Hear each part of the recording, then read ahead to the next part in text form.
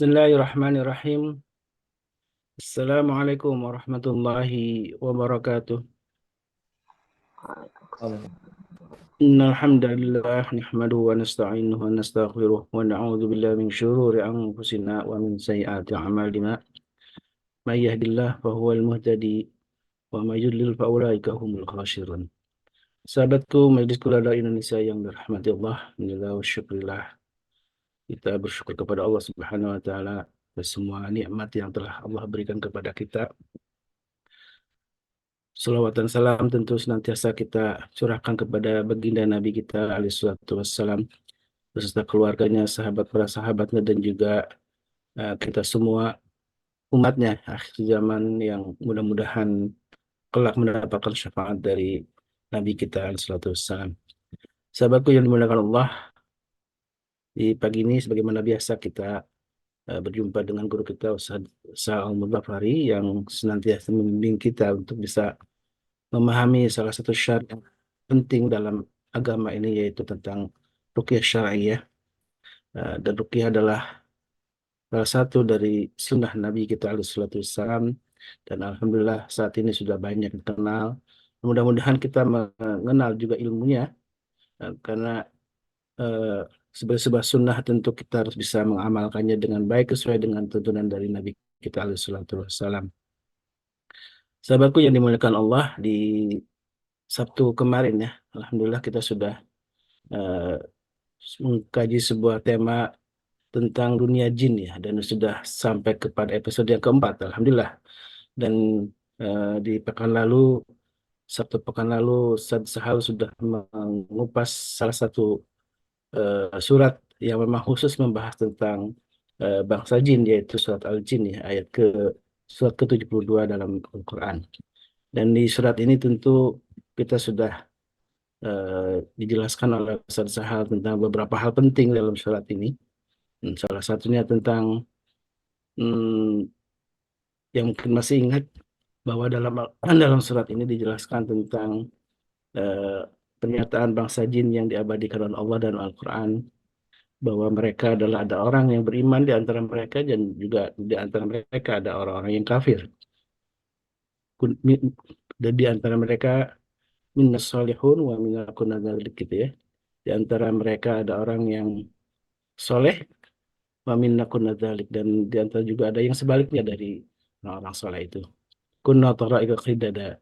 Di antara mereka itu mempunyai jalan-jalan yang bermacam-macam. Sebagaimana kita di dunia ya, di antara tidak hanya yang menganut agama Islam, ada juga yang menganut agama-agama lain. Dan barangkali di dunia jin juga ada banyak agama sebagaimana kita ya, Allah alam. Karena kalau saya pernah menyaksikan beberapa prosesi ruqyah, banyak jin juga yang mengaku beragama Nasrani, ada bangsa jin yang mengaku beragama Yahudi gitu ya. Ada juga bangsa jin yang mengaku beragama Buddha dan lain sebagainya. Wallahu a'lam. Tapi itulah pengakuan mereka karena kita tidak melihat langsung dunia mereka, tapi Allah sudah membeberkan, menjelaskan dalam firman-firman-Nya sehingga kita cukup mempercayainya, meyakininya. Dan alhamdulillah ya, di pagi ini Sadahal sudah bersama kita dan insya Allah akan eh, mengupas juga lanjutannya tentang sisi dari dunia bangsa jin yang kita tidak bisa melihat mereka, tapi mereka melihat kita ya. Dan kalau saja Allah membukakan mata kita ya, betapa di dunia ini memang kita sesak ya dengan bangsa jin karena usianya sangat panjang, justru kita akan ketakutan ya kalau bisa kalau dibukakan mata kita karena berada di sekeliling kita yang penuh dengan atau sesak dengan bangsa jin. Ya itu memang dunia yang berbeda ya walaupun sama-sama di dunia tapi mereka dimensinya yang berbeda. Baik, alhamdulillah guru kita sudah hadir juga dan saya sapa dulu. Assalamualaikum Ustaz Sahal.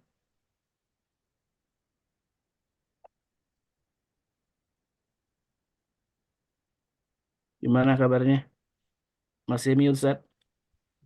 Ya, Waalaikumsalam warahmatullahi wabarakatuh. Kedengaran suara Anda nggak? Wah, Masya Allah. Jelas, Alhamdulillah. Oh, Masya Allah.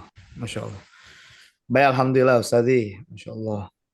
Kita lanjut, Ustaz ya. Bahas tentang masalah dunia jin. Dan di surat jin ini memang belum tuntas semuanya kita bahas ya. karena ada banyak ayat-ayat yang juga menjelaskan tentang apa namanya perihal perilaku mereka dan ada beberapa surat lain juga yang menjelaskan tentang mereka. Silakan Ustaz, falyatafadhal mashkura. Bismillahirrahmanirrahim. Assalamualaikum warahmatullahi wabarakatuh. Wassalamualaikum warahmatullahi wabarakatuh. Alhamdulillahil karim ar-Rahman.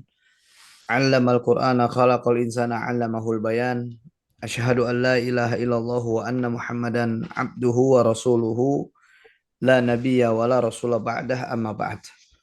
Subhanaka la ilma lana illa ma 'allamtana innaka antal alimul hakim. Rabbi zidna ilma.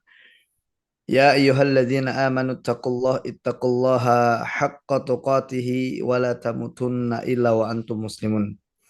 Fa inna astaqal hadis kitabullah wa khairal hadi hadi Muhammadin sallallahu alaihi wasallam wa syarrul umuri muhdatsatuha wa kullu muhdatsatin bid'ah wa kullu bid'atin dalalah wa kullu dalalatin finnar.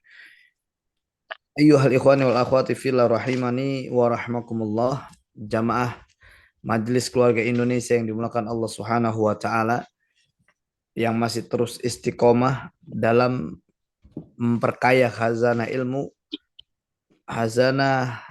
dari Allah dan Rasulnya. Ya, di dalam kesempatan yang mulia ini kita kembali diberikan kesempatan oleh Allah Subhanahu wa taala dalam mengetahui akan makhluk yang sudah diciptakan Allah Subhanahu wa taala punya tugas yang sama ibadah, yakni bangsa jin. Ketika orang berbicara tentang jin, ini banyak sekali orang-orang kita kaum muslimin yang akhirnya tergelincir kepada kesyirikan. Makanya sangat mendasar untuk kita mengetahui tentang bagaimana jin itu diciptakan, bagaimana karakternya jin, bagaimana definisi jin, bagaimana jin bertempat tinggal, bagaimana jin berinteraksi, bagaimana jin melakukan aktivitasnya di kehidupan setiap harinya. Bagaimana jin menggoda manusia. Kita harus tahu itu. Karena saya banyak sekali ketemu orang-orang yang akhirnya kejebak di dunia jin, yang akhirnya mereka bersekutu dengan jin tanpa disadari. Ya, apalagi pada saat kemarin pada ya dalam kesempatan saya duduk sama seorang yang pernah menjadi pemuja syaitan, ya, pernah ada di dalam lingkaran satanik. Dia pernah melayani setan. Bagaimana setan itu ada Asmodeus, bagaimana setan itu bernama ada Lucifer.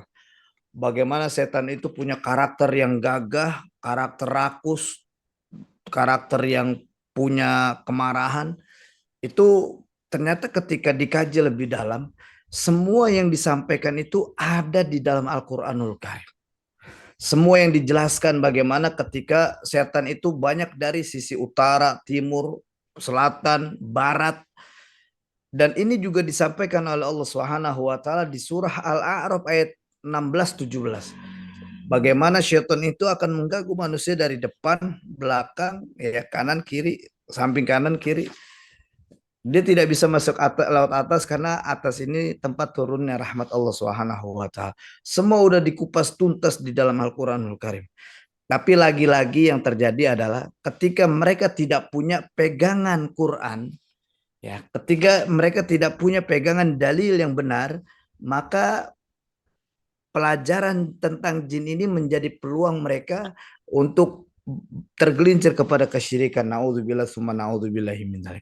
Oleh karena kita sama-sama bersyukur dulu kepada Allah di pagi yang mulia ini, karena Allah masih memberikan kesempatan nikmat iman dalam diri kita sehingga kita ucapkan dengan kalimat alhamdulillah.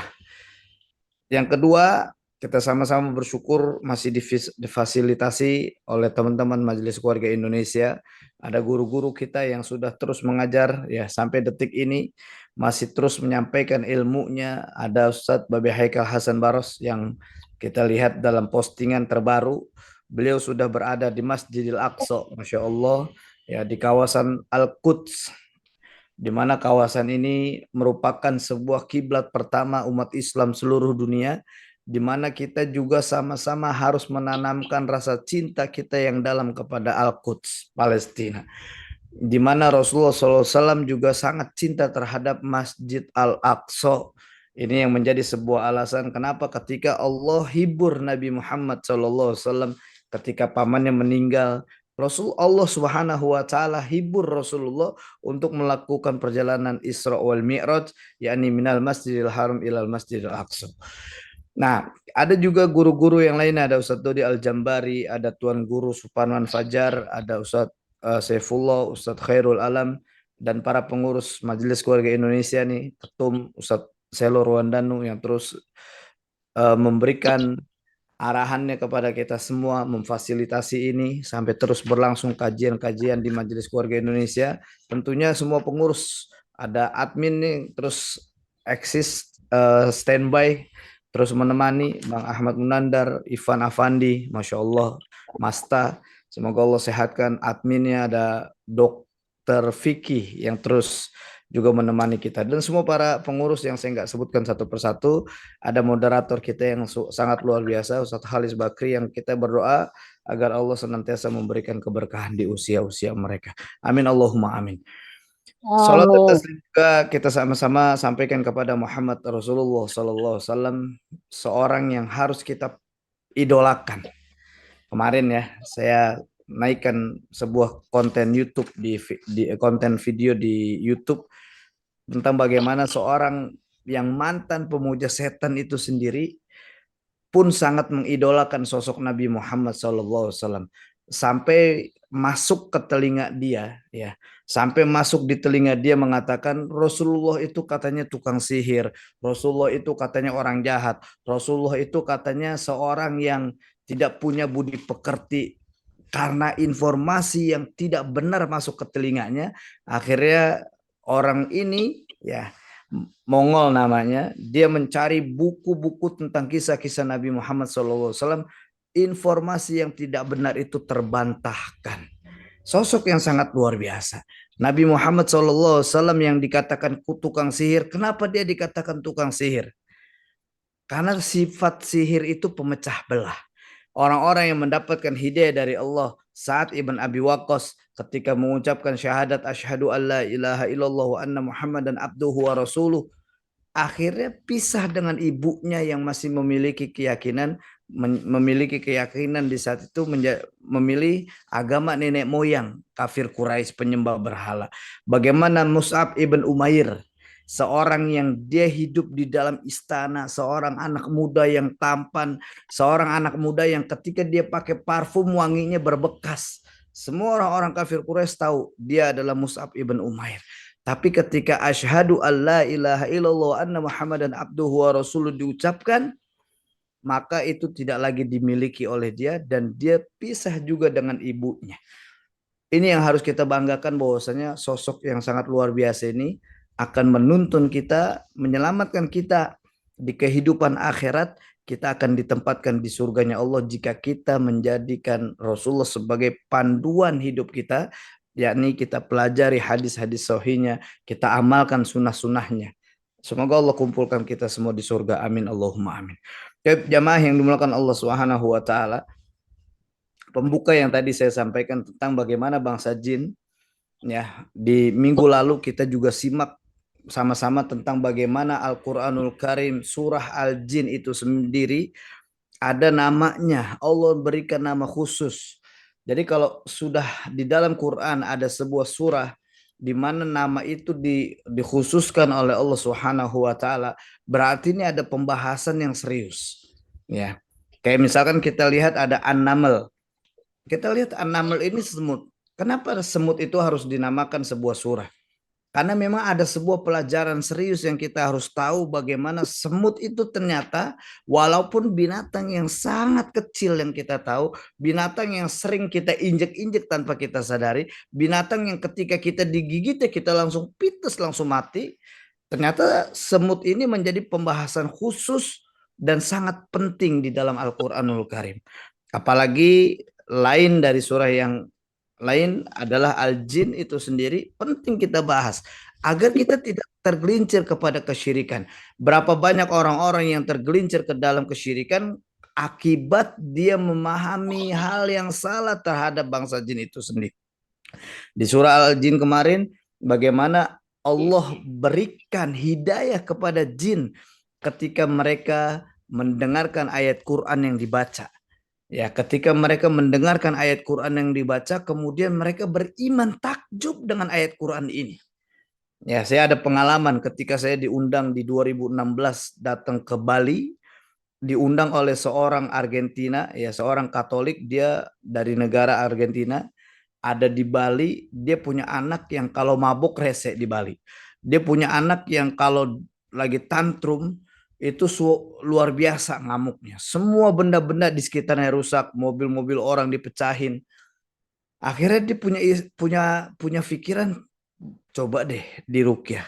Coba deh dibacakan Quran padahal dia Katolik. Ya, padahal dia orang di luar agama Islam. Ketika saya didatangkan ke sana, kemudian subhanallah saya langsung dihadapkan dengan orang yang memang sedang mengamuk hebat saat itu. Namanya Ricardo. Dia bilang, Ustadz ini anak saya.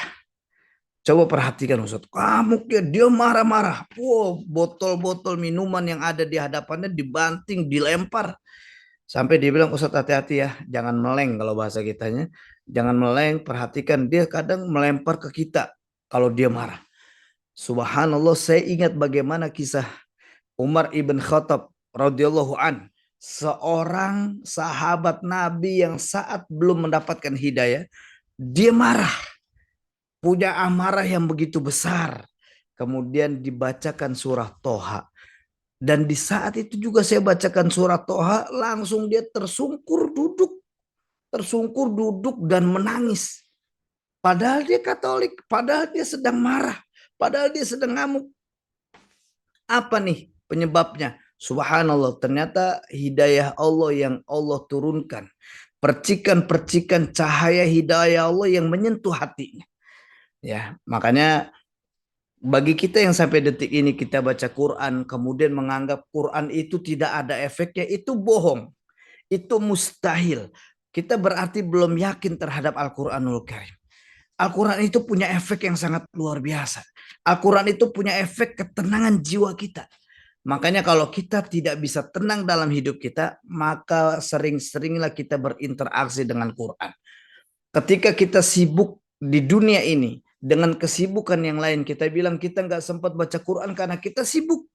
Maka ketahuilah disinilah kita akan diberikan kesibukan demi kesibukan yang akhirnya kita lupa dengan Quran. Tapi ketika kesibukan kita diisi dengan baca Quran, dengan mempelajari Quran, mentadaburi Quran, di sini Allah akan cukupkan kesibukan kita.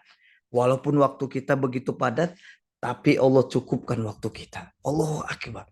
Ya, makanya ketika seorang ke Argentina tadi, dia meyakini bahwasanya jangan-jangan di anak gue ini memang ada gangguan jin.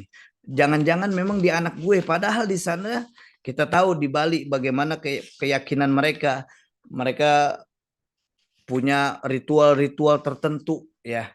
Subhanallah, dia memilih untuk menggunakan ayat Quran untuk menenangkan anaknya.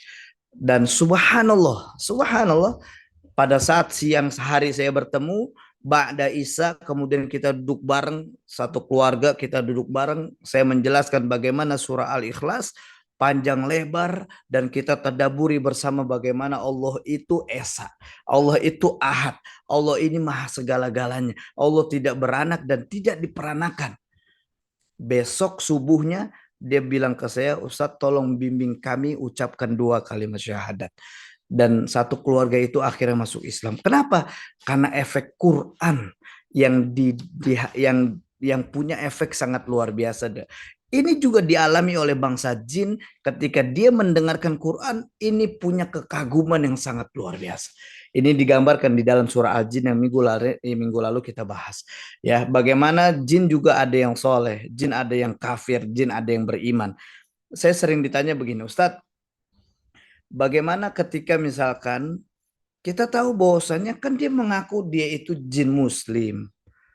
Toh kalau memang dia muslim kan pasti dia nggak jahat dong di tubuh manusia. Biarin aja deh Ustadz. Biarin aja deh jangan dikeluarin. Ustadz biarin aja deh.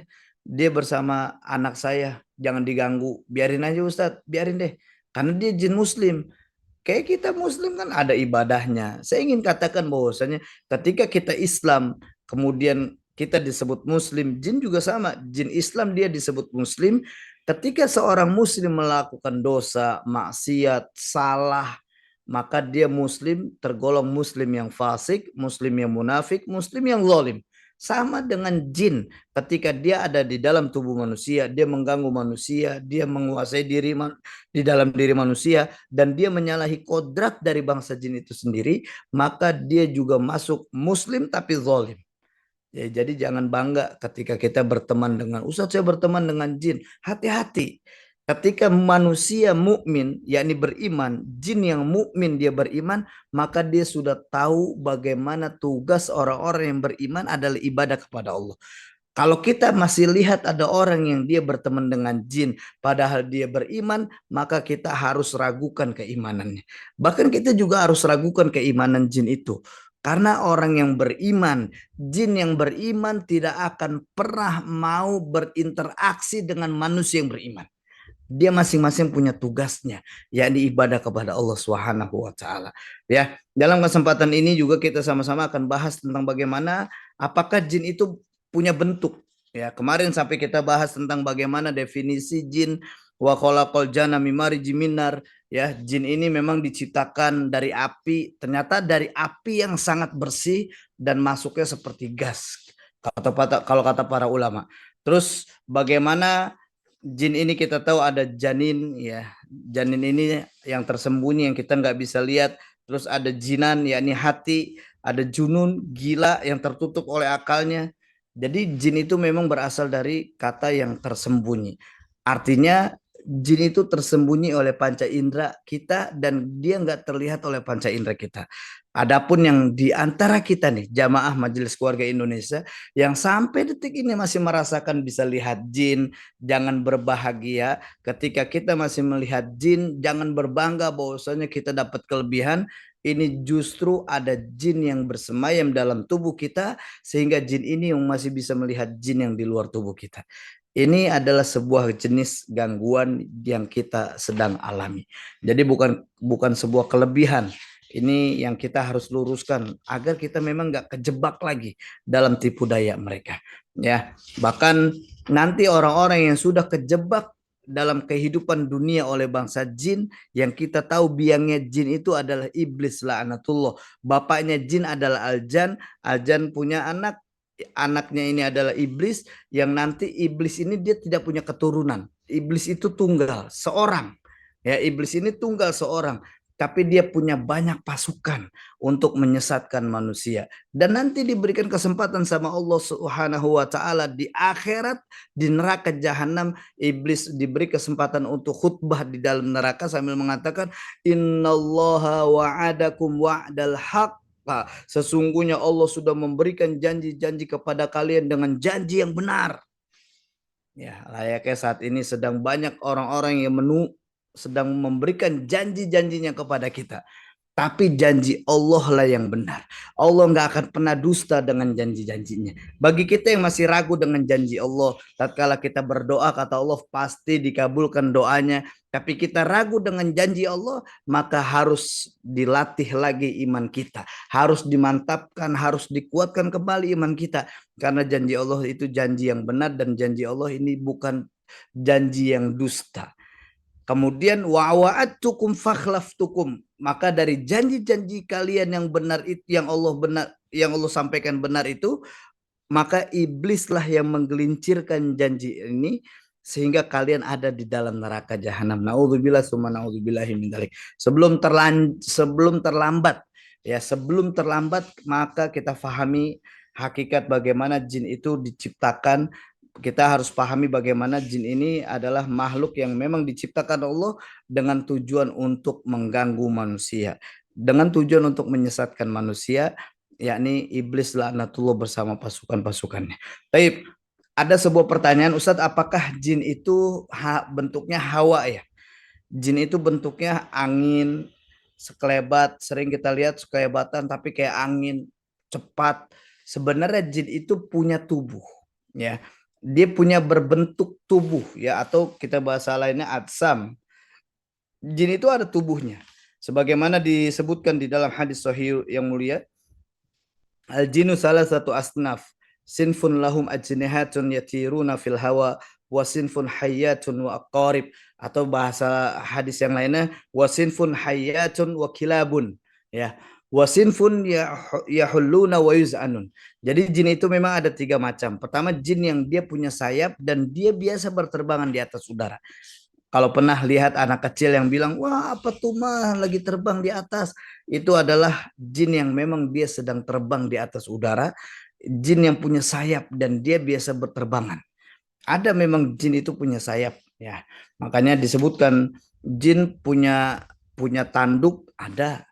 Jin punya bentuk yang sempurna, tapi subhanallah ada sebuah pengalaman salah seorang syekh ketika meruqyah di Mekah. Syekh ini di Mekah ketika meruqyah seorang, terus jin dalam tubuhnya mengaku dia adalah jin yang paling cantik. Kemudian Syekh ini nanya, kalau memang kamu paling cantik, gimana bentuk wujud kamu? Bagaimana kecantikan kamu? Kemudian jin ini mengatakan, bentuk saya kakinya 9, mata saya banyak. Subhanallah, cantiknya aja begitu. Ya, cantik seluruh dunia bagi dia, bentuknya begitu. Tapi wallahu alam bimorodi. Ya, wallahu alam bimorodi. Nah, ini dia menggambarkan bahwasanya jin itu memang punya bentuk. Jin juga bisa merubah bentuknya. Makanya kalau kata para ulama, ada salah satunya Syekh Wahid Abdul Salam Bali, Syekh Abdul Barro, Syekh Sa'ad Said Ahmad Abdu, ketika beliau mengatakan bahwasanya kalau kita di malam hari nih, buat jamaah Majelis Keluarga Indonesia, kalau kita di malam hari sedang berjalan, kemudian kita melihat ada binatang yang warnanya hitam, serba hitam. Misalkan kita lihat kucing di jalan, terus melintas di depan kita, kucing ini hitam, serba hitam, maka kata mereka bahwasanya ini adalah jin yang sedang berubah bentuk, ya. Dia sedang berubah bentuk menjadi kucing. Ya, kalau kita lagi tiba-tiba ada binatang yang dia terlihat di kebun, warnanya hitam pekat, serba hitam, maka bisa dikatakan itu adalah jin yang sedang merubah wujudnya jadi binatang yang kita sedang lihat, ya. Dan juga kita tahu bagaimana jin itu selain dia punya tubuh, jin juga memiliki kebiasaan sama dengan manusia. Sebagaimana Rasulullah SAW sampaikan dalam hadis-hadis sahih yang mulia, mereka makan, mereka minum, terus juga mereka juga menikah, memiliki keturunan, sebagaimana banyak disebutkan di dalam dalil-dalilnya. Mereka juga dapat menjelma atau tasyakul, ya berubah wujud, ya. Juga banyak disebutkan di dalam dalil-dalil yang sahih. Mereka juga melakukan berbagai macam pekerjaan. Jadi mereka juga bisa membangun, mengangkat benda yang berat dan sebagainya. Sebagaimana dijelaskan dalam sebuah kisah Nabi Sulaiman alaihissalam, di mana mereka membangun Masjid Al-Aqsa, yang di mana mereka meneruskan pekerjaan dari Nabi Daud alaihissalam yang berpesan kepada Nabi Sulaiman untuk melanjutkan amanahnya dari Nabi Daud, yakni meneruskan pembangunan Al-Aqsa, tapi dirahasiakan kematian Nabi Sulaiman alaihissalam agar jin itu tidak berhenti melakukan tugasnya, ya. Terus juga mereka juga bisa sakit. Mereka punya rasa takut, punya kekuatan, punya kelemahan, bisa mati dan sebagainya. Saya banyak ketemu kejadian, ya, banyak ketemu di lokasi langsung pada saat saya menangani seseorang, bagaimana jin merasakan kesakitan. Saya ditanya, Ustadz, bagaimana ketika jin itu merasakan kesakitan? Misalkan pada saat jin itu ada di dalam tubuh manusia, maka perlu kita ketahui bahwasanya ketika jin itu masuk ke dalam tubuh manusia, maka yang sedang berlangsung adalah hukum manusia. Ya, yang sedang berlangsung ini adalah hukum manusia. Ketika dia digampar, dia akan sakit kena gampar. Kita tabokin, pak, pak, pak, pak, pak, pak, pak. Dia akan merasa sakit kena tabok. Kenapa? Karena dia sedang masuk ke alamnya manusia, dan maka dia harus siapkan konsekuensi yang terjadi pada dirinya, yakni dia akan merasakan hukumnya manusia. Ketika dipukul, dia sakit kena pukul. Ya, jin itu memang bisa merasakan sakit. Jin itu memang bisa merasakan takut. Bagaimana di surah Al-Jin itu sendiri juga digambarkan oleh Allah, jin itu sebenarnya takut dengan manusia. Tapi karena kita ketakutan duluan dengan mereka, kita lewatin tempat gelap, kita numpang-numpang ya. Buat apa kita ucapkan itu? Hati-hati kita sedang merendahkan diri kita kepada mereka bangsa jin. Ya, selain itu juga jin sebagian makhluk seperti keledai ya dapat melihat mereka. Jadi ada jin yang juga seperti keledai ya menampakkan wujudnya seperti keledai. Mereka juga bisa menyakiti manusia dengan cara memukul, membunuh dan lain-lain. Ya, makanya jangan heran ketika tiba-tiba ada benda terlempar. Ih, siapa yang lempar nih? Boleh jadi memang mereka yang sedang menampakkan diri. Jadi kalau jin di alam jin ya, nih saya ingin luruskan, ketika jin itu ada di alam jin, di alam mereka, memang mereka itu tidak bisa kita lihat kasat mata mereka melakukan aktivitas ya. Di alam mereka mereka bisa bangun, mereka bisa angkat-angkat berat di alam mereka. Tapi ketika mereka menampakkan dirinya di hadapan manusia, menampakkan dirinya di hadapan manusia, ini bisa kita bunuh langsung, kita cekik dia ya. Tapi jin itu juga bisa memukul. Bagaimana kita bisa merasakan pukulan dia ketika dia menampakkan diri di hadapan kita. Jadi ketika dia menampakkan diri, dia sedang menyalahi kodratnya, pindah alam ke alam manusia. Nah, ini yang bahaya. Ini juga mereka punya hukuman. Ya, hukuman di kalangan jin ketika mereka pindah alam ke alam manusia, ini hukumannya pedih bagi mereka. Mereka dihukum, mereka diberikan sanksi oleh bangsa jin. Nah, bahkan di dalam hadis-hadis sahih yang lainnya juga mereka punya sayap. Sayap itu adalah bagian dari tubuh sebagaimana malaikat juga memiliki sayap. Ya, ini tentang apakah jin ini punya bentuk? Ya, jin ini punya bentuk. Terus juga hakikat keberadaan jin. Nah, ini kalau kita seorang yang bagian dari ahlus sunnah wal jamaah, bahkan disebutkan di dalam Al-Quran dan sunnah, jin itu ada. Bukti nyata atau realitanya jin itu memang ada. Nggak boleh diantara kita menolak keberadaan jin. Sampai kita bilang saking logikanya kita, ya saking memiliki akalnya kita, saking tajamnya akal kita, dia bilang, gua nggak percaya adanya jin. Bohong itu. Wah, berarti dia sudah mengingkari bagaimana Quran dan hadis-hadis sahih mulia. Bahkan saya sering luruskan bahwasanya jin itu ada, benar ada. Buktinya ada apa? Banyak di dalam Quran Allah bikin namanya surah jin ya, tapi memang bentuknya beda-beda. Di Indonesia banyak bentuknya, ada kuntil anak, kuntil biang, sekarang lagi muncul kunti bogel, terus ada pocong.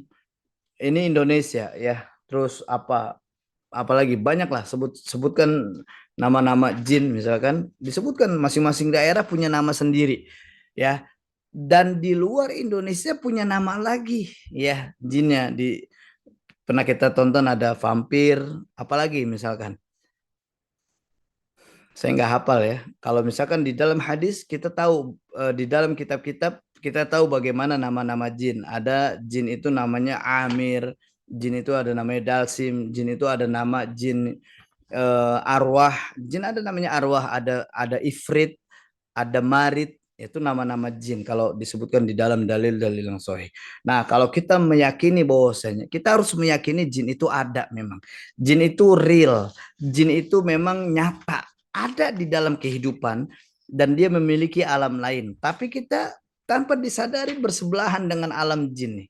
Jadi ketika kita saat ini sedang menjalankan kehidupan, ya kita sedang menjalankan kehidupan saat ini, itu tanpa disadari di sekitar kita juga ada alam mereka, di mana mereka juga melakukan kehidupan.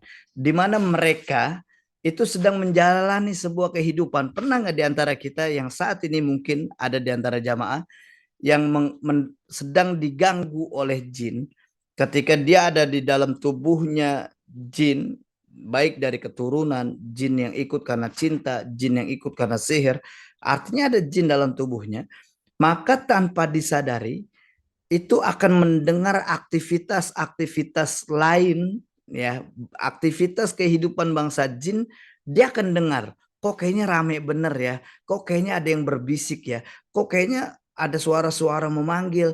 Itu yang sedang dia dengar adalah kehidupan bangsa jin yang ada di sekitarnya. Tapi karena ada jin dalam tubuhnya, maka jin ini yang mendengar jin yang di luar, tapi menggunakan panca indera kita. Yakni salah satunya adalah telinga, pendengaran. Kita bisa dengar. Terus tiba-tiba seret. Bahkan kalau ada orang yang pernah kepapasan, ada saya punya jamaah, Ustaz saya sering banget kalau lagi jalan kepapasan sama mereka Ustaz. Kepapasan, kesenggol sama jin. Itu bahasa dia, itu kulitnya bagaimana dia kasar. Jadi pas beradu sama mereka tuh kayak, aduh, kayak berhadapan dengan apa gitu katanya. Jadi berarti ada jin dalam tubuhnya yang dimana jin ini sedang merasakan jin yang di luar tubuh. Ya, ada yang pernah nggak merasakan bagaimana bisikan-bisikan itu begitu dahsyat di telinga kita. Nah, ini kita harus yakini bahwasanya jin itu ada. Jin itu adalah sebuah real, jin itu adalah nyata.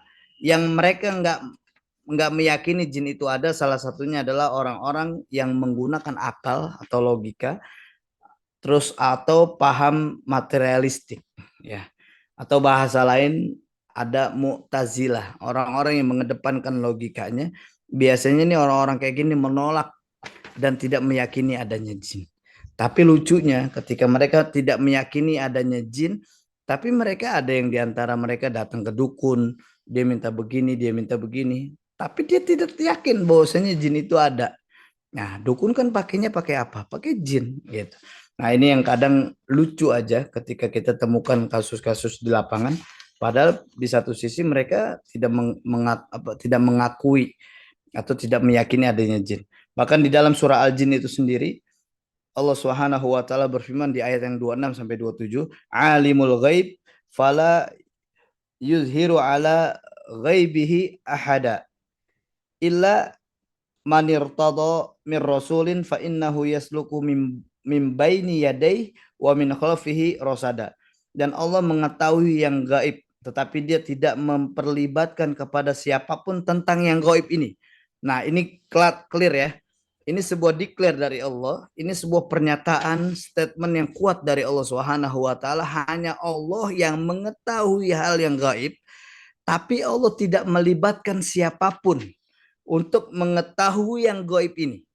Jadi misalkan ketika kita tahu ada seorang, wah ini bakal kejadian kiamat nih, tanggal segini akan kejadian eh, kiamat kubro, besar-besaran. Itu bohong. Kenapa? Karena hanya Allah yang tahu hal yang gaib dan Allah tidak melibatkan siapapun mereka. Tidak melibatkan jin dalam hal yang gaib ini.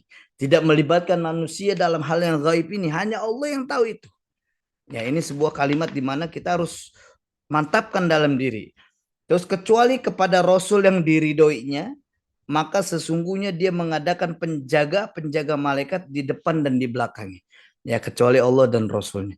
Ya, kecuali Allah dan Rasulnya sebagaimana yang disampaikan Rasulullah SAW, ini bukan berdasarkan hawa nafsu, tapi yang disampaikan Rasulullah adalah semuanya tentang bagaimana dalil-dalil yang sahih dari Allah Subhanahu wa taala. Ya, kemudian kalau ditanya Ustadz, apa sih surah-surah yang bicara tentang jin? Antara lain ada surah Ar-Rahman ayat 14 15, wa khalaqal jana mimari jiminar, ya, di mana Allah menciptakan jin dari api yang menyala tanpa asap. Terus ada di surah Az-Zariyat ayat 56 sampai 57, wa ma khalaqul jinna wal insa illa liya'budun, itu juga salah satu penjelasannya. Terus ada di surah Al-Kahfi ayat 50. Ini surah Al-Kahfi ayat 50 ini sebuah gambaran bagaimana iblis itu bagian dari jin. Jadi kalau misalkan ada yang mengatakan, Ustadz, saya pernah dengar katanya iblis itu malaikat yang soleh, karena dia enggan sujud kepada Nabi Adam, kemudian dia disebut iblis dan inilah awal mula dia mengganggu manusia. Itu bohong. Iblis itu adalah makhluk dari kalangan jin. Ya, ada di surah Al-An'am ayat 112. Terus ada di dalam hadis-hadis sahih mulia bagaimana Rasulullah SAW dalam hadis ini menceritakan tentang korin, ya. Ma min ahadin illa waqad wa kullu bihi qorinuhu minal jin. Ya, jadi memang di setiap anak cucu Adam itu ada namanya korin, di mana korin ini pendamping di setiap anak cucu Adam itu ada. qorinuhu minal jin wa qorinuhu minal malaikah. Sampai ditanya oleh sahabat, wa qalu wa iyyaka ya Rasulullah, termasuk engkau ada korinnya? Kata Rasulullah, "Naam wa iya ya." Tapi korin yang bersamaku sudah diberikan hidayah Islam sehingga dia tidak mengajak kepada keburukan. Ini sebuah kalimat, sebuah contoh bahwasanya jin itu memang ada. Setiap anak cucu Adam itu ada pendampingnya namanya korin. Korin ini tidak di dalam tubuh, tapi korin ini adanya di luar tubuh. Yang di dalam tubuh bukannya korin tapi khodam. Jin yang terikat sebuah perjanjian dari jalur-jalur keturunan. Ya nanti boleh jamaah untuk pembahasan boleh ditanya ya. Ya silakan nanti saya akan bukakan sesi pertanyaan. Terus ada yang kesurupan, ini merupakan adanya jin. Terus ada yang bicara ya lewat lisan-lisannya. Ini adalah sebuah uh, bukti bahwasanya jin itu masuk ke dalam tubuh manusia. Terus jin ini menggunakan tubuh manusia untuk bicara. Sebagaimana saya ceritakan di minggu lalu, waktu saya umroh, beberapa kali umroh kejadian, saya ketemu jin. Ya, saya ketemu seorang yang sedang kesurupan. Dia bilang, maafir Ka'bah hina, maafir Ka'bah. Nggak ada Ka'bah di depan saya. Ainal Ka'bah. Dia nyari-nyari Ka'bah. Padahal dia masuk pintu untuk menuju Ka'bah. Dia teriak-teriak di samping. Saya dengar, yalla yalla nataharok. Yuk kita bergerak, yuk kita pindah tempat. Saya bantuin, bahasa saya begitu. Akhirnya saya bantuin, saya rukyah. Pas saya rukyah dia reaksi. Subhanallah, usai dia reaksi. Terus ada jin lagi yang masuk ke dalam tubuhnya. Saya bilang, mana ant? Min aina anta jita? Saya, dari mana kamu datang? Dia bilang, anta sahal min Jakarta Janubiyah sah? Dia nanya saya, ente ini sahal dari Jakarta Selatan ya? Nah, mana sahal min Jakarta min Indonesia? Terus dia bilang, saya bersama pasukan saya di sini pernah diutus Anda datang ke sini. Saya ini jin yang pernah ada di tubuh orang di Jakarta, yang mana Anda pernah kirimkan kami ke sini. Subhanallah, bahasa Arabnya udah lancar waktu itu dia, subhanallah. Ya, ini pengalaman saya. Jadi memang adanya jin. Ya, jin itu ada, bukti real nyata jin itu ada. Ya. Terus ada pengakuan juga jin dia akan keluar dari tubuh manusia. Saya akan keluar dari tubuh manusia. Itu menandakan bahwasanya jin itu ada. Tapi ini sebuah gambaran bagaimana di antara kita nih, kenapa harus bahas dari dasar lagi? Karena untuk kembali meyakinkan. Ketika pembahasan jin ini kalau kita salah memahaminya, maka tanpa disadari kita akan diajak untuk terjerumus ke dalam kesyirikan. Berapa banyak ya, berapa banyak orang-orang kita nih pada saat dia hamil misalkan, Neng, kalau lagi hamil begini rentan, badannya lagi wangi, siapa aja yang mau nempel, bawa gunting ya, kemana-mana ya.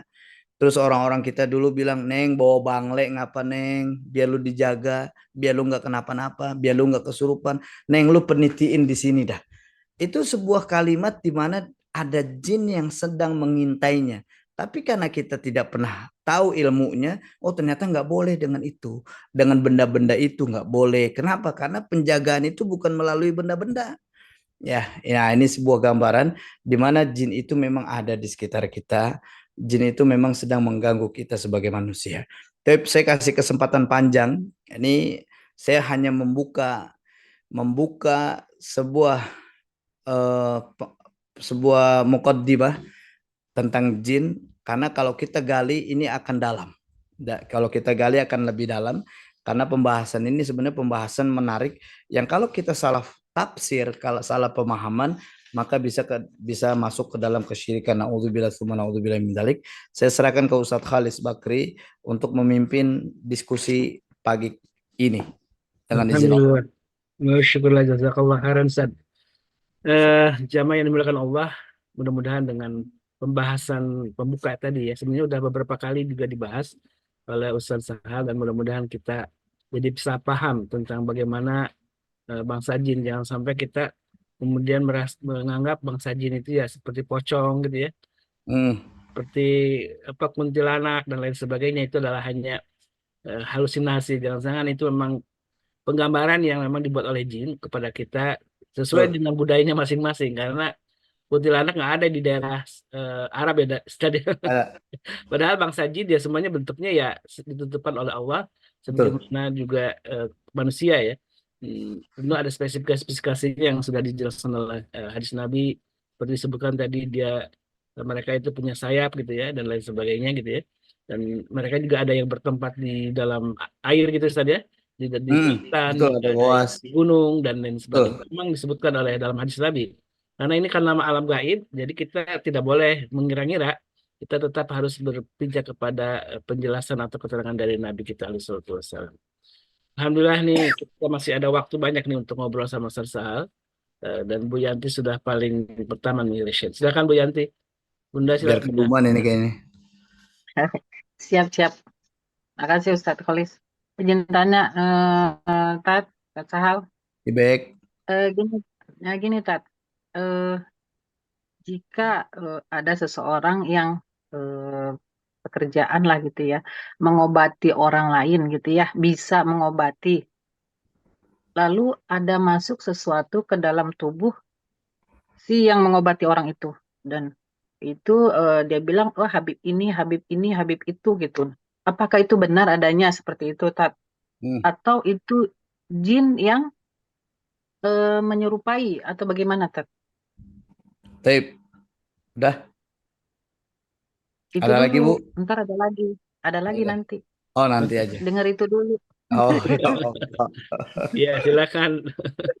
Dan Dari pertanyaan yang disampaikan bahwasanya ketika ada orang yang mengobati, kemudian orang yang mengobati itu kerasukan jin, kemudian jin ini mengatakan saya Habib ini, apalagi nyebutnya Habib-Habib yang sudah meninggal dunia, ya saya Ya, ini itu dia. Habib Itu Ali benar. Al-Habsi, saya ini Habib Kuitang, saya ini Habib Iya, Keramat Empang Bogor Alatos, misalnya dia iya, disebut, seperti itu. saya Ya, Habib seperti Kuncung itu, nih, Tat. saya Habib Kuncung Al-Haddad dibilang. Itu tanpa disadari orang tersebut ya, walaupun dia seorang ustadz, walaupun dia seorang ustazah, walaupun dia kiai habaib itu sendiri, maka tanpa disadari dia sedang bersekutu dengan jin. Ya, ini yang saya maksud bahwasanya ketika kita salah dalam menjalankan kehidupan, kemudian kita bertemu dengan makhluk bernama jin, kemudian kita tidak pahami lebih dalam tentang bagaimana jin itu sendiri dari dalil-dalil yang sahih, kita akan kejebak. Nah, salah satunya orang ini kejebak. Dia sedang bersekutu dengan jin, sehingga jin akan mengiyakan siapapun yang menghendaki. Siapapun yang dia inginkan. Misalkan dia ada kehadiran, coba Habib ini. Wah, dia ngaku sebagai Habib Anis, misalkan dari Solo, ya Allah yarham. Udah meninggal dunia Habib Anis. Tapi dia mengaku saya ini Habib Anis. Saya ini Ustadz ini, Ustadz ini. Padahal orang-orang itu udah meninggal dunia. Saya ingin katakan bahwasanya itu adalah jin yang sedang mengatasnamakan Habib tersebut. Tapi bagi kita orang-orang awam kan mengatakan bahwasanya wah itu kan Habib, memang dia begini, dia punya karomah dan lain-lain. Tidak. Orang-orang yang meninggal dunia innalillahi wa inna ilaihi rajiun, selesai dia meninggal dunia, ruhnya ada dalam genggamannya Allah Subhanahu wa taala. Mustahil dia akan kembali ke dunia mengatasnamakan saya ini begini, saya ini begini. Itu bohong. Itu murni dia sedang terlibat bersekutu dengan jin, dan yang masuknya juga jin. Tapi untuk memberikan tipu daya, jin ini menjebak atas nama-nama orang soleh, atas nama habaib, yang supaya orang-orang yang mendengar mengatakan, oh iya ya. Terus Habib itu bilang, oke, oh banyak yang percaya ini gua. Wah ya Allah Bib, bekhair, Masya Allah Bib, saya sering ziarah di makam Habib, minta berkah ya Bib. Oke, siapin gua kopi dong. Akhirnya kita nyiapin kopi. Pakai gula nggak Bib, misalkan. Jin gak suka minum kopi. Gue yang suka minum kopi, bahasa kasarnya gitu. Jin gak mau kopi. Jin gak minum kopi. Yang dia mau adalah penghambaan kita kepada dia. Pada saat kita bilang, oke Bib, gue siapin Bib. Kalimat oke-nya yang jin mau. Siapin gue ayam serba hitam. Jin gak makan ayam itu. Tapi pada saat kita bilang, oke gue siapin. Kalimat oke-nya yang dia mau. Kayak gitu, Bu. ya, Ya, Eh, kalau Bagaimana tiba-tiba lagi, Tat? lanjut, Eh, lanjut. Bagaimana jika orang yang diobati itu sendiri sembuh gitu, Tat? Ya, sembuh kan tetap izin Allah Subhanahu wa taala. Iya, iya. Tetap Oh, kesembuhan itu izin Allah. Allah yang Maha menyembuhkan. iya. Jadi gini, Bu Yanti. kita harus pahami kayak misalkan kita jumpai orang yang kena sihir. Sihir itu Ya. izin Allah tapi tidak ridho Allah. Jadi orang yang kena sihir, orang yang sembuh itu tetap Allah yang memberikan kesembuhan walaupun dengan proses tadi. Kenapa? Karena iblis itu sudah dapat izin dari Allah pada saat diusir dari surga, ditangguhkan usianya sampai nanti kiamat. Iblis juga bisa apapun yang dia lakukan tipu daya untuk menyesatkan manusia, Allah izinkan itu untuk memberikan tipu dayanya. Makanya pada Ustaz tapi sembuh. Ya izin Allah sembuhnya. Tetap Allah yang memberikan kesembuhan itu. Itu. Iya. Jadi bisa jadi jin itu yang kemudian mengusir jin yang lain, Ustaz ya, Ya. dalam tubuh itu ya. Jadi kalau ada orang kesurupan kemudian diobati dengan cara-cara itu, jin juga itu yang mengusirnya, Ustaz ya. Mm, Dan itu tidak sesuai dengan syariat Islam ya kalau begitu ya. betul. Boleh Baik satu ya, lagi, Tat? Ya. bisa yang lain nih Bu Yanti. Eh, Udah banyak juga yang ngantri nih. Oh gitu, satu lagi aja, Ya, biar ya, ya, ya. biar terjawab nih yang ada di kepala nih gitu. Nah, bagaimana kalau seseorang itu diruqyah, Mm. akhirnya si pasien itu yang kemasukan khodam gitu. Nah, itu kayak gitu gimana? Khodam seseorang yang mengirimkan sihir atau apapun gitu. Nah, gimana itu, Tat? Ya, ketika seorang diruqyah, kemudian ada khodam orang itu yang ada di dalam tubuh manusia yang diruqyah, kan gitu kan? Betul, Ya, itu gimana?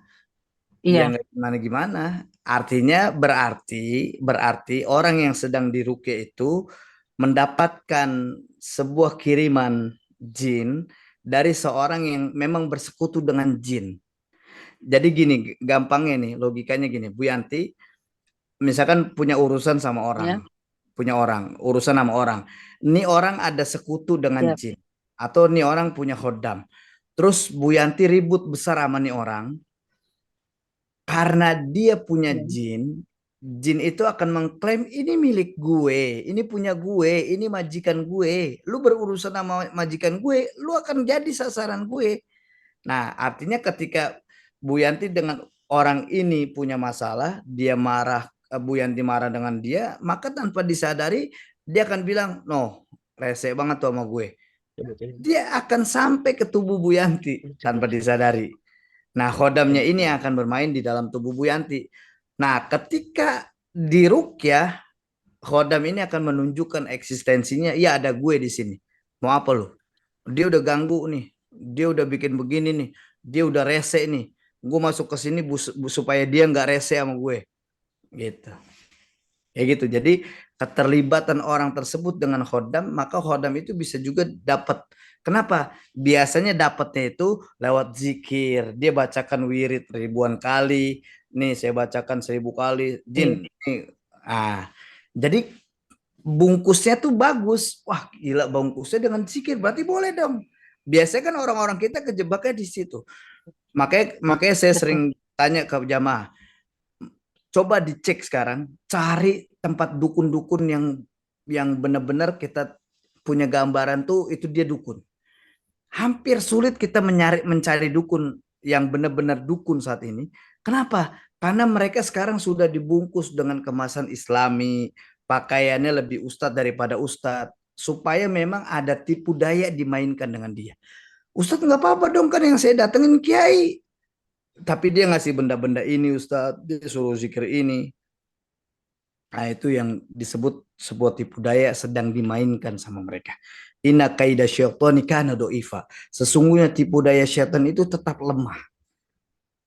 Itu jawabannya. Alhamdulillah, Baik ya, jazakallah, Tat. Lega, lega. enggak. Insya Allah. Alhamdulillah. Masih ada sih, tapi nanti berikutnya. Ya, siap. Baik, kita dahulukan yang resen ya, nanti setelah itu baru yang ngechat, nanti kita akan juga berkesempatan. Bu Dina, silakan. Assalamualaikum Ustadz. Waalaikumsalam warahmatullahi Waalaikumsalam.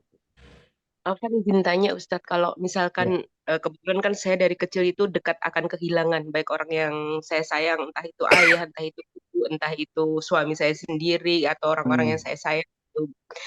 Qadarullah banyak meninggal muda gitu. Dan Ya Allah. di dalam perjalanan menjalani hidup ini tuh saya tuh sering ketemu orang yang saya nggak kenal gitu, yang kadang tuh tahu-tahu tuh ngajak ngobrol deep gitu. Dan kadang tuh bilang, Ibu banyak bersyukur ya, Masya Allah, Ibu tuh ada yang jaga. Kayak gitu, suka suka dan itu nggak cuma sekali gitu.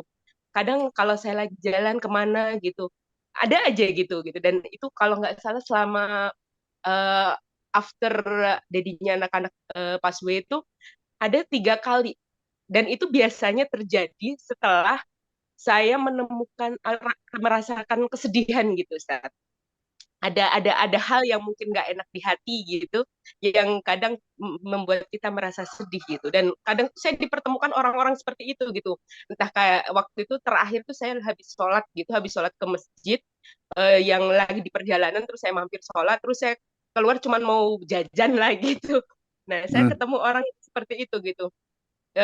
Waktu itu sedang karena saya ini refleksi gitu, terus tiba-tiba ngomong itu, Ibu ada yang jagain loh, gini gini gini. Terus padahal saya kenal sama tuh orang juga enggak gitu, dan itu enggak Hmm. sekali 2 kali gitu. Kalau kayak gitu tuh pandangan saya sendiri gitu. Kadang saya mikir ini apa sih ini gitu, bukannya kan memang makhluk lain Allah itu kan memang ada gitu. Bagaimana cara menyikapi hal-hal yang seperti itu, Ustaz Nuhun? Sami-sami. Tapi ketika Budina dalam kesedihan, memang Allah Subhanahu wa taala juga sampaikan ini di surah Ali Imran ayat 153. Nanti boleh dibuka. Ayat ini sebenarnya tentang pembahasan bagaimana perang Uhud.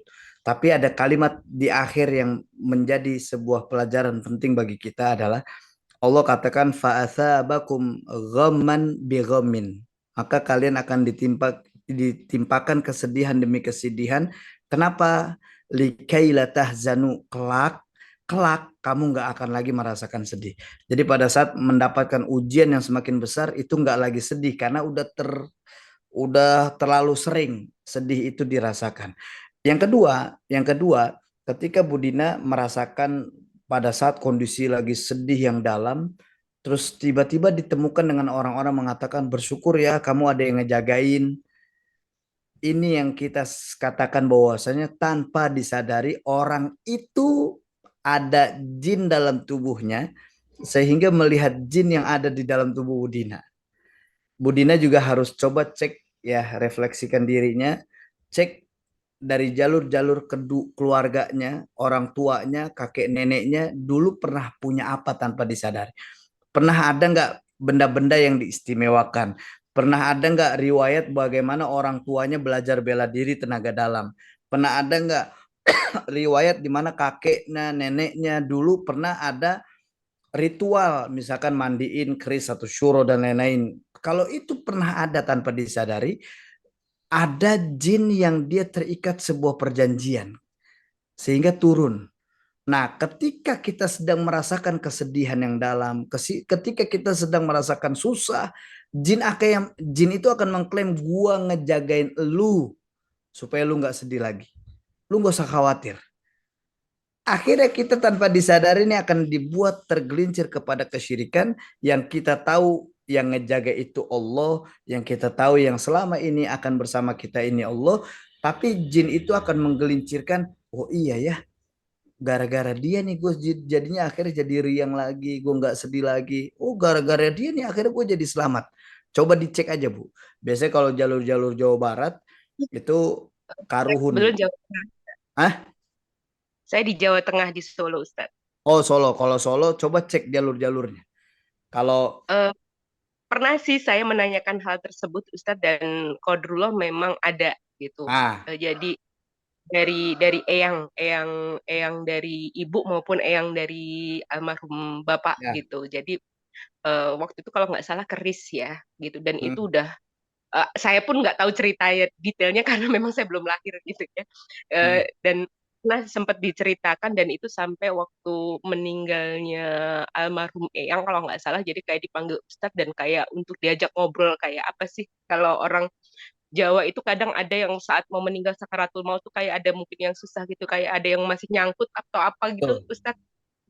Kayak gitu dan itu saya pernah dijelaskan gitu sama kakak kakak kakak kandung saya sendiri gitu, beliau menjelaskan kepada saya gitu. Jadi ya memang yang jaga kita itu Allah dek, kata dia gitu. Jadi kalau kamu dengar ini ya saya ya saya mengimani itu gitu. Itu anggap aja Allah yang jaga gitu. Jadi kamu nggak usah jadi gede hati gara-gara digitu terus kamu seneng gini gitu. Jadi ya tetap life must go on gitu. Jadi kamu percaya bahwa Allah tuh memang yang selalu jaga kita apapun every condition di dalam hidup Betul, kita gitu. betul. Cuman sampai itu kadang saya jadi mikir gitu, kok ini nggak sekali dua kali sih orang ngomong kayak gini ke saya Betul. sendiri gitu. Kadang bikin saya jadi berpikir gitu kan, adakah amalan gitu yang harus memang saya lakukan gitu? Apakah kalau memang itu memang dari ada jalurnya tadi, apa untuk menstop atau apa ya istilahnya ya? Biar Ya, saya juga menjalani hidup tuh lebih lebih apa ya? Memang lillahi ta'ala aja gitu. Jadi memang ya semuanya itu adalah eh, ininya Allah gitu. Kalaupun saya kehilangan, saya merasa kesepian itu ya itu emang garis dari Allah gitu. Begitu Ustaz. baik. Ya, artinya ketika Budina pernah dapat cerita bahwasanya dulu eyangnya punya keris terus lain-lain. Ini kan ada cerita yang sampai kepada Budina, walaupun di saat itu belum lahir. Perlu diketahui, Bu, bahwasanya jin ini dia akan milih. Walaupun misalkan Budina punya berapa saudara ya, saudara misalkan 3 atau 4, dari 4 itu milih di antara salah satunya. Ya, walaupun di saat itu kita nggak lah, pada saat kondisi kita belum lahir, tapi dia kan ada bersemayam di orang tua kita. Kita nggak tahu orang tua kita dari ibu atau bapak. Nah nanti dia akan milih nih, aku pengen kesini aja deh. Nah tanpa disadari, boleh jadi memang ada yang sedang ikut dari jalur-jalur keturunan yang memang seakan-akan dia mengklaim dia menjaga. Saat ini kita boleh meyakini kita ini dijaga Allah, betul kita dilindungi Allah. Tapi ketika dia sudah mulai menguasai diri kita, dia akan senantiasa tunggu peluang kita, di mana dia akan gelincirkan kita meyakini bahwasanya ada dia yang selalu menjaganya. Nah, itu hati-hati tuh.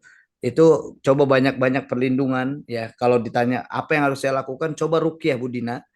Ruqyah kemudian ada ikrar putus namanya. Bahasa Indonesia yang baik dan yang mendingannya begini. Ya Allah, saya putuskan seluruh perjanjian yang pernah terikat dari jalur keturunan sebelum saya. Yang saya nggak tahu ada ritual apa, tapi ada jin yang terikat sebuah perjanjian ini. Maka saya putuskan seluruhnya dengan izinmu ya Allah. Saya berlepas diri serta keturunan-keturunan saya kepada mereka, bangsa jin. Ini ngomong begini berasa apa, Bu? Bergetar, deg-degan, pusing, mual. Jadi sedih, berasa apa ya, sedih aja gitu Ustaz. Oh, sedih. Sama keringetan sih, ada agak Oh, keringetan. keringetan. Ya, itu mereka mulai menunjukkan eksistensinya tuh, udah mulai berasa, Bu. Dan waktu itu sih yang terakhir kali itu yang saya sampai ngerasa shock itu, kebetulan kan saya memang punya punya temen yang udah saya anggap kayak ibu sendiri di Bali, Ustadz. Hmm. Kebetulan memang beliau Hindu gitu. Tua beliau itu adalah pedanda. Jadi orang yang memang dituakan ya, kayak kayak alim ulamanya di lah gitu. Sempet gitu beliau juga menyampaikan gitu ke saya gitu. Beliau cuman iseng nanya, Dina lagi kangen kata dia gitu. Terus akhirnya dia dia kita cuman ngobrol gitu, ngobrol, tapi kok lama-lama pedanda ini suaranya itu persis persis sama seperti ayahnya anak-anak gitu. Ah, iya. Men-switch gitu loh Ustadz gitu. Jadi ya saya tanpa saya sadari ya ngobrol aja gitu, pas setelah saya sadar gitu. Loh, kan saya manggil pedanda tersebut kan. Kayak kok tadi kok kayak ada suara ayah ya gitu. Udah, sekarang udah nggak kangen lagi gitu. Nah, terus akhirnya ya cuman saya bisa nangis gitu. Saya tanya sama Mbok yang memang saya kenal itu, yang udah saya kayak seperti ibu saya sendiri, saya tanya ke beliau gitu. Mbok, tadi kok kakek gini gitu. Oh iya, kalau kakek ini emang beliau kalau di Bali ini sering ya memang kayak pedanda itu orang yang dipercaya tahu yang hal-hal yang seperti itulah gitu. Ya. Saya bukannya mengimani hal tersebut gitu, tapi pas saat itu kok ya kayak gitu Ustadz gitu kok suka Ya, ada gitu ya yang paling paham. terakhir itu terjadi tahun lalu gitu yang terakhir banget yang memang real gitu yang saya ngerasa sendiri gitu sampai kadang tuh ya saya itu kadang kan ke anak-anak ya kadang menjelaskan juga ke anak-anak tuh hal-hal yang seperti itu kan kadang di luar nalar mereka juga gitu lah Ustadz. Ya, pedanda itu juga bersekutu dengan jin. Dan dia juga ada jin dalam tubuhnya. Kalau Sehingga itu seakan-akan dibalik bapaknya anak-anak yang masuk. iya jadi rukyah ya Ya, baiknya coba Bu. dengan didampingi atau rukyah mandiri Ustadz. Kalau kayak gini coba Saya yang didampingi bingung. dulu aja. Kalau di Solo nanti cari perukia daerah Solo, minta bantuan, nanti minta Ada di rekomendasi Ustadz? ya nanti saya coba share ya. Nanti langsung japri ya Bu Dina ya ke Ustadz Sahal. Nanti bisa dicarikan mungkin teman-teman Ustadz Sahal yang ada di Solo ya. Baik, Iya, saya sebelum masuk yang ke raise hand ada beberapa pertanyaan di chat tadi ya. Saya bacakan sebentar. Ini soal rupa, dari Mutia, soal lupa sholat ini, soal lupa rakaat salat. Apa itu juga bagian dari gangguan jin? Dan ini masih yang ingin ditanyakan juga soal bedanya jin, setan, dan iblis itu apa itu Ustaz? Itu ya. Terus tadi yang kedua dari Bu Suherman, Bengkulu, ini soal tadi yang dikatakan oleh Ustadz kalau melihat di kebun itu ada makhluk atau binatang yang hitam-hitam, katakanlah kucing ya gitu ya, apa yang harus dilakukan? Apakah harus dibunuh, diusir atau apa gitu? Ini yang pertanyaan Bu Suherman. Itu dulu chat, ada dua chat dari eh, Tapi jamaah ya. Silakan. jawabannya adalah ketika kita sholat, lupa rakaat sholat, itu tanpa disadari jin sedang mengganggu kita, membuat kita nggak konsentrasi dalam ibadah. Ya memang salah satu ciri-ciri gangguan jin itu adalah pada saat kita sholat kita dibikin lupa rokaatnya, dibikin nggak yakin kita ini sholatnya diterima, dibikin was-was, ragu-ragu, wudhunya sah nggak ya, batal nggak ya, itu jin main di situ. Ya itu gangguan jin. Terus bedanya jin, iblis, syaitan. Pertama, jin itu adalah makhluk yang Allah ciptakan. Jin ini bisa soleh, jin ini ada kemungkinan bisa soleh, jin ini ada kemungkinan bisa bisa beriman, atau jin ini bisa kemungkinan kafir. Nah, syaitan itu adalah semua makhluk yang membangkang, bukan hanya jin, semua makhluk yang membangkang, baik itu manusia. Maka ketika manusia itu membangkang keluar dari koridor syar'i, bisa dikatakan syaitan. Binatang juga sama. Ketika dia membangkang, maka dia bisa dikatakan syaitan. Ya, dia syaitan itu bukan hanya jin, tapi semua makhluk yang membangkang. Apa itu iblis? Iblis adalah jin yang dimana dia sombong, takabur, tapi dia menjadi biangnya syaitan.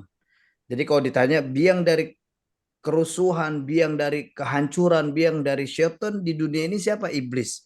Iblis itu adalah induknya dari syaitan, di mana dia mengganggu anak cucu Adam di dunia ini. Ya, seperti itu. Terus yang kedua, pertanyaan yang kedua bahwa apa tadi? Melihat itu Melihat binatang. binatang itu gimana? Pertama, baca aja auzubillahi minasyaitonirrajim. Ya. Kalau mau diangkut, angkut aja, angkut biar jangan terhilang di rumah. Baca doa aja Bu, a'udzubikalimatil hitam min syarri ma khalaq. Baca doa perlindungan agar tidak lagi ada mereka agar mereka nggak mengganggu kita. Itu aja. Baik, Ustaz, lanjut ke yang raise hand ya. Silakan Bu Yanda. Bu Yanda atau Pak Yanda ya, silakan. Silakan. Assalamualaikum. Waalaikumsalam warahmatullahi Salam. wabarakatuh. Silakan Pak. Saya Pak Ustadz. Iya. Ya. Perkenalkan saya Amar Pak Ustadz. Oh, Masya Allah. Yang pertama, saya berterima kasih atas waktunya sudah diberikan. Masya Allah. Apakah benar Pak Ustadz, kalau bersekutu dengan jin itu akan membuat susah atau sulit untuk meninggal? Itu yang pertama. Dari pengalaman ini, kakak ipar saya Pak Ustadz, jadi beliau itu sudah lebih dari 10 tahun sakit. 2 minggu sekali cuci darah, bahkan teman-temannya seangkatan yang cuci darah di rumah sakit itu semuanya sudah tidak ada, sudah meninggal.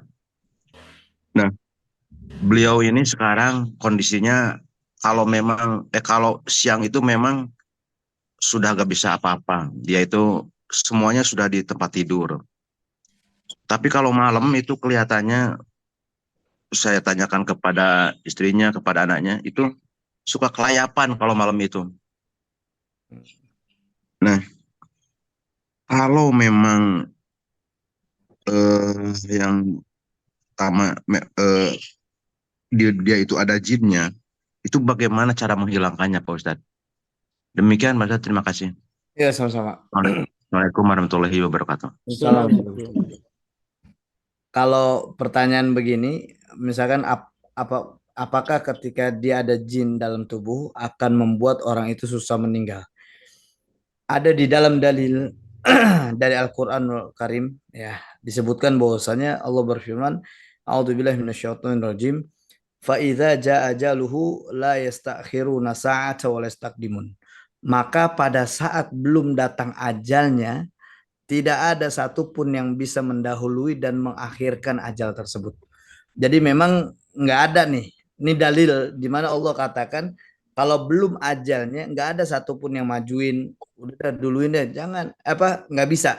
Atau diakhirin, misalkan jin itu yang mengakhirkan supaya dia belum mati-mati, itu tidak ada dalil itu. Tidak ada keyakinan bahwasanya jin itu bisa mengakhiri kematian atau mendahulukan kematian. Karena kalau belum ajalnya. Terus yang kedua, di dalam Al-Quran juga bahwasanya Allah Subhanahu wa Ta'ala tidak datang ajal kepada seseorang sebelum Allah cukupi rezekinya. Jadi orang-orang yang meninggal dunia itu memang sudah dicukupkan rezekinya oleh Allah Subhanahu wa Ta'ala. Ya. Terus adapun yang Pak Yanda, Pak Amar lihat kakak iparnya malam hari dia kuat ngelayap ke sono kemari, memang nggak ada salahnya ketika kondisi ini diruqyah, Pak. Diruqyah, nanti dibimbing untuk ikrar putus, mungkin dulu pernah belajar bela diri, tenaga dalam dan lain-lain. Ketika itu diikrarkan putus, maka nanti ada sesuatu yang dirasa, reaksi-reaksi yang akan diperlihatkan oleh jin itu sendiri, kalau memang dia ada jin dalam tubuhnya.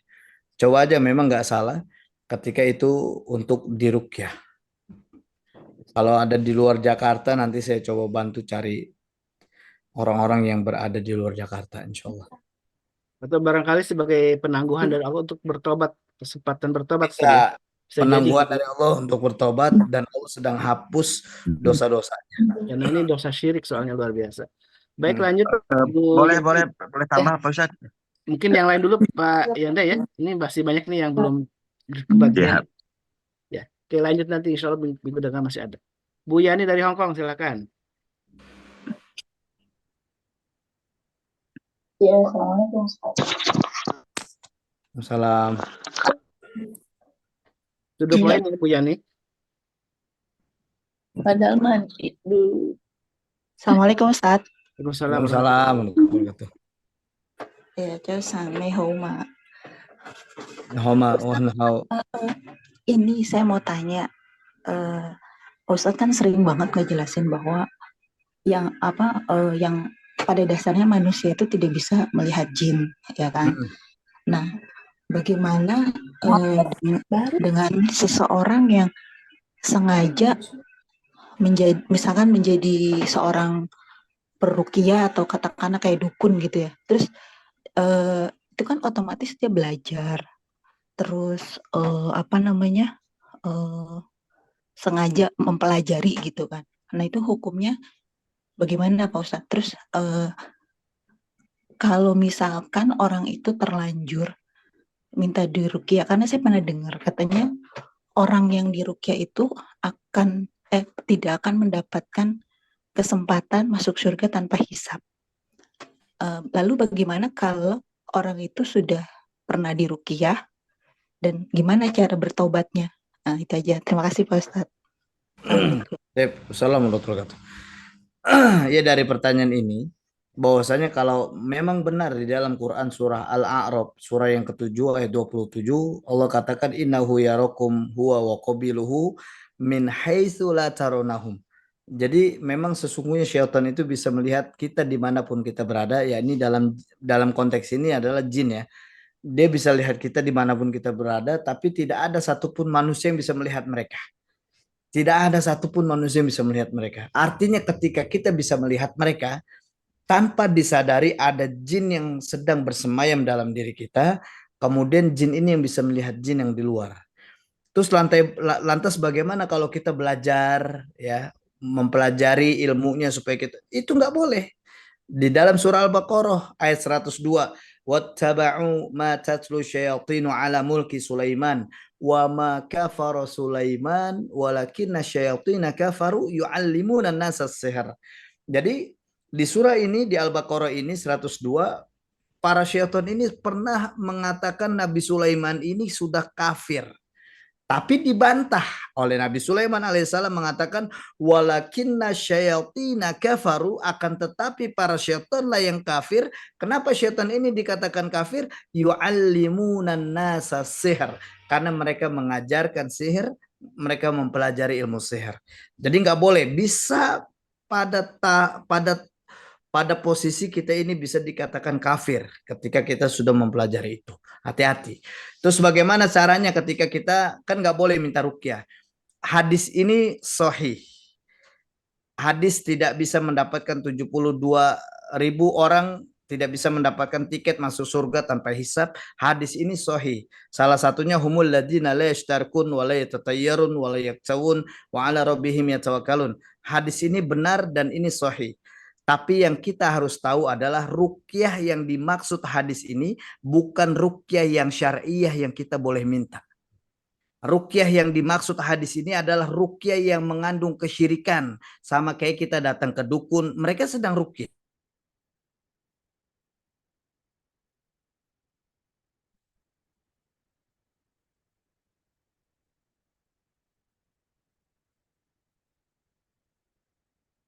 Terhenti, Ustaz?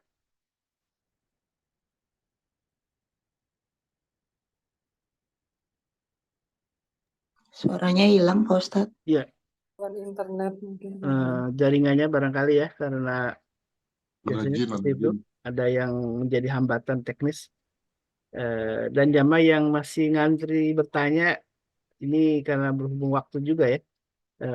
Nanti insya Allah bisa juga nanti kita jelaskan, bisa jadi di pekan depan atau nanti di sesi lanjutan ya. Insya Allah di pekan depan kita akan kembali berjumpa dengan Ustaz Sahal, dan mungkin pembahasannya sedikit diperbanyak dengan tanya jawab. Ini kayaknya masih banyak animo dari masyarakat, animo dari jamaah untuk bertanya ya. Dan sedikit saya coba ulas sambil menunggu Ustaz Sahal kembali bergabung. Misalkan dari Ibu Nadia yang tentu ini ya intinya memang semuanya kasus-kasus yang kelihatan tidak di luar adat, di luar kebiasaan, seperti dia bisa menebak-nebak, kemudian bisa ngomong ngaku-ngaku, bisa ngecek jarak jauh. Tentu itu adalah bagian dari eh, intervensi dari bangsa jin, dan tentu ini kalau solusinya tetap harus diruqyah ya. Solusinya harus diruqyah. Mohon maaf tadi tiba-tiba hilang. Oh iya ya. Dan lanjut nih, karena waktunya sudah ini, ada beberapa hal yang mungkin harus diulas singkat. Saya Dari duga ada Ibu Nadia intervensi bangsa tentang, jin ini. iya saya bacakan di chat ya Ustaz ya, sedikit nih sambil sebelum ditutup, tentang orang yang bisa sering ngomong sendiri gitu ya, seolah-olah sedang berbicara dengan orang, padahal tidak ada satu orang pun di sekelilingnya. Ini adalah dari saudara Bu Nadia ya, dari Bandung. Kemudian dia bisa ngecek jarak jauh gitu ya, mungkin menebak-nebak jarak jauh. Kemudian, nah ini apa yang harus dilakukan? Pertama dari Bu Nadia. Kemudian yang kedua dari eh, ini Ibu Rosita yang juga eh, punya pengalaman, eh, saya bisa mijit-mijit khususnya anak, dan ini mijit-mijit karena sudah punya pengalaman mijit atau tiba-tiba karena punya turunan kayaknya nih, ada semacam khodam gitu ya. Jadi Hmm. kadang ada yang nyambungnya ibu punya sama orang, jadi dia punya keturunan dari nenek yang bisa mijit. Mungkin tidak belajar tapi bisa mijit, dan ini apa yang harus bisa dilakukan gitu ya. Dan ketika mijit itu ngoceh sendiri ini, Ustaz. Ini hampir sama dengan tadi yang ditanyakan oleh eh, Ibu Nadia yang pertama ya. Itu saya, Ustaz. Oke, dari pertanyaan yang sama, itu intinya adalah ada jin-jin keturunan. Ya, jin-jin keturunan ini memang bisa buat manusia itu jadi indigo. Indigo tuh bisa ngomong sendiri, ngoceh sendiri. Karena dia sedang ngocehnya sebenarnya kita lihat sendiri, tapi dia sedang ngoceh dengan yang lain. Ya, ini bangsa jin itu sendiri yang diajak ngobrol. Nah, dari obrolan-obrolan itu kemudian bisa ngurut tiba-tiba. Saya sarankan, coba disarankan orang tersebut untuk diruqyah, kemudian ikrarkan dalam dirinya untuk memutuskan semua perjanjian-perjanjian yang ada dari jalur-jalur keturunan. Karena yang disampaikan tadi, yang diceritakan tadi, ini salah satu jenis gangguan jin dari jalur-jalur keturunan. Ya, seperti itu.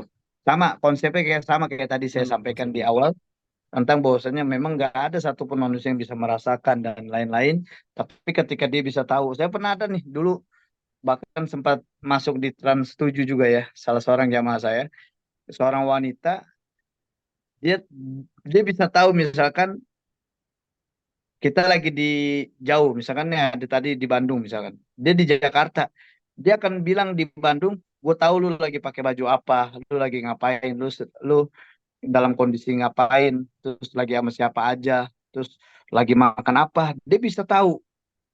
Kenapa dia bisa tahu? Karena jin itu yang sedang melihat. Karena jin ini makhluk yang tidak punya batas waktu dan ruang. Ya, beda dengan manusia nih. Kalau saya mau ke Bandung, saya harus naik kendaraan, dalam perjalanan dulu, lewatin tol dulu. Kalau jin enggak, dia tidak bisa, dia tidak punya batas waktu dan ruang. Bahkan ketika dia kepakkan sayapnya, dia bisa dengan sekejap sampai di kota Bandung, gitu. Jadi dia bisa tahu apa yang dilakukan orang-orang di Bandung. Nah, itu jin yang main di situ. Seperti itu. Baik, nih yang terakhir ya, dari Ibu Hanifah Zahidah nih. Sebenarnya hampir sama nih, Ustaz. Penyembuhan dengan menggunakan media ya, ada minta air putih, bawang putih, dan garam. Tapi ternyata pasiennya sembuh. Ini sikap kita harus apa yang dilakukan, Ustaz? Baiknya jangan jangan diteruskan pengobatan itu. Ya, kalau pakai bawang putih, garam, tinggal pakein kacang itu ditumbuk, pakein bihun, lontong jadi ketoprak tuh. Ketoprak itu kan ketupat toge digeprak. Nah, saran saya jangan dilanjutkan pengobatan itu. Dia pakai syarat-syarat. Jadi kalau pengobatan itu pakai syarat-syarat, harus siapkan ini, pakai ini, bisa ini. Nah, hati-hati. Nanti ada persekutuan yang bermain di situ. Hati-hati kejebak. Karena tipu daya jin itu halus ya. Tipu daya jin itu lemah. Ketika dia merasa sembuh, ya tentunya sembuh ini kan izin Allah. Allah yang sembuhkan, dan semua juga atas izin Allah. Dan hati-hati kita kejebak dengan tipu daya ini. Tapi Baik, itu Alhamdulillah wa syukurillah. Sudah hampir jam 7 nih, sudah sampai jam 7 nih, Ustaz. Masya Allah, ini ya, banyak sekali ini kayaknya yang ingin bertanya, masih ngantri, Ustaz.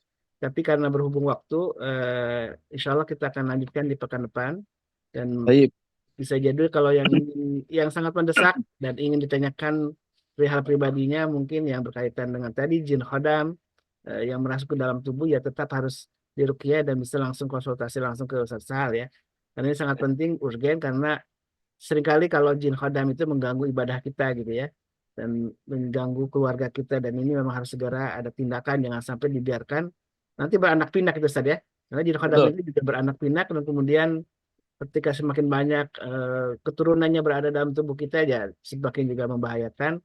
Tidak hanya membahayakan keimanan kita, juga kesehatan kita, karena ini bahwa jin itu memang bersemayam apa namanya berada dalam darah gitu saja, dan itu ketika dimasuki oleh bangsa jin, tentu mungkin aspek kesehatan juga bisa bisa diganggu gitu ya. Baik, alhamdulillah wa syukurillah jazakallah khairal Ustaz atas semua ilmu yang di-share pagi ini.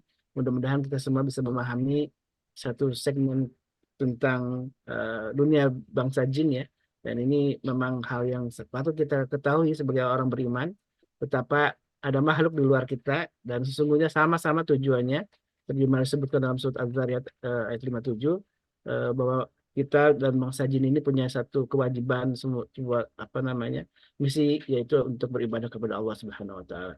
Dan jamaah yang dimuliakan Allah, mari kita isi pagi ini dengan selain dengan kajian ilmu juga dengan bersedekah, karena sedekah di pagi hari menjadi sebuah amalan rutin yang kita lakukan.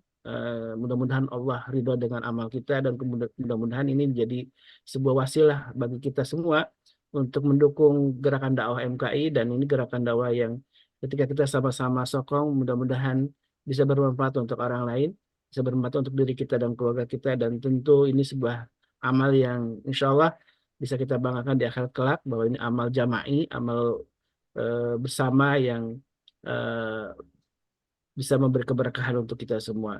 Dan kita saling mendoakan sama-sama, mudah-mudahan jamaah yang sedang sakit Allah sembuhkan, Allah angkat penyakitnya, dan juga jamaah yang sedang ada kesulitan juga Allah beri jalan keluar yang terbaik. Dan Amin Allah. amal ya, sebuah amal doa yang disebut oleh Rasulullah ketika kita mendoakan saudara kita dan dia yang didoakan tidak tahu, justru itu sebuah amal yang juga sangat luar biasa. Baik, mari kita tutup kajian ini dengan doa kafaratul majlis. Subhanakallahumma wa bihamdika asyhadu an la ilaha illa anta astaghfiruka wa atubu ilaik. Alafu minkum wabillahi taufiq wal hidayah. Wassalamualaikum warahmatullahi wabarakatuh. Dan untuk nanti malam Ustaz Selo ada tamu siapa nih di MHM sebagai informasi?